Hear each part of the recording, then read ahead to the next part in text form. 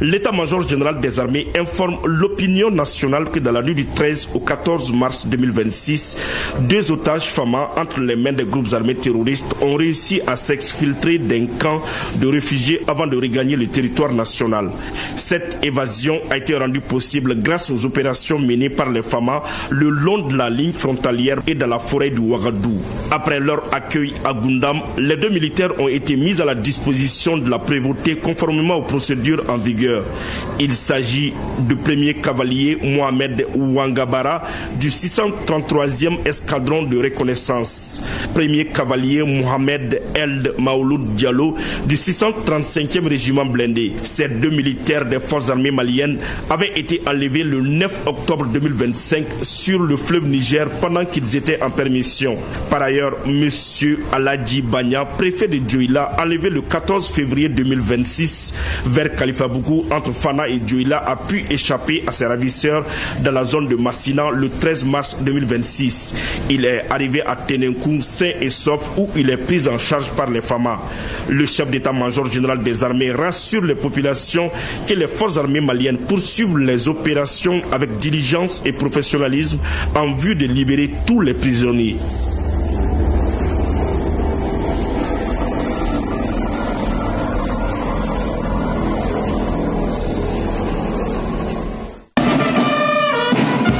Dans la localité de Diaramanan, les forces armées maliennes passent à l'offensive. Depuis plusieurs semaines, les hommes du groupement tactique interarmes Babemba mènent une opération d'envergure dans le cadre de l'opération Dougougouloko. Leur objectif est clair, démanteler les réseaux terroristes et rassurer les populations. Entre le 24 février et le 4 mars 2026, les hommes multiplient les patrouilles dans la commune de Diaramanan et ses environs. Une zone souvent perturbée par la présence de groupes armés. Sur le terrain, la progression est méthodique, mais les affrontements sont violents.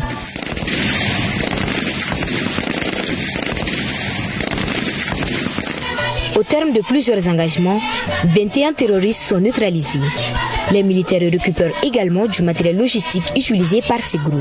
Un camion remorque chargé de matériel de construction, un tricycle, plusieurs motos et divers équipements. L'opération permet aussi l'interpellation de 4 suspects, dont 2 femmes soupçonnées d'appartenir à des réseaux de soutien aux groupes terroristes.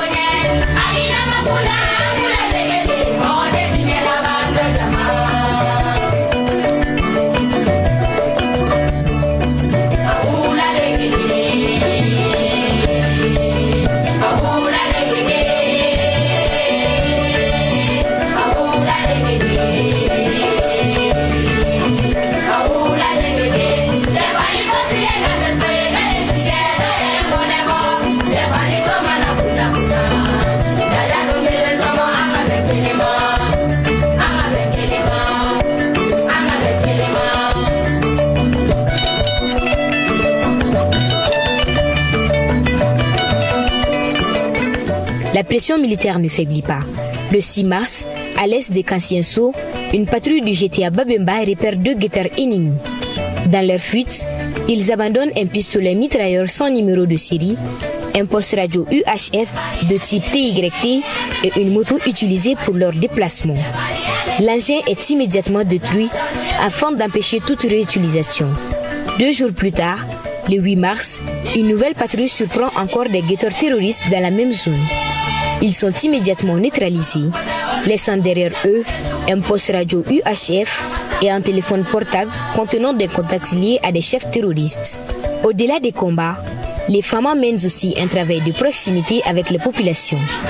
Après certaines opérations, les hommes rencontrent l'autorité coutumière locale afin d'échanger des informations et de rassurer les habitants.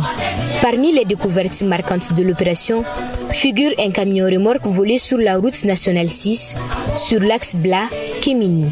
Il est retrouvé dans une base terroriste à Sébé-Zanzou. Grâce au savoir-faire des mécaniciens militaires du GTA Babemba, le camion remorque est réparé et remis en état de marche. Dans cette zone, la lutte se poursuit.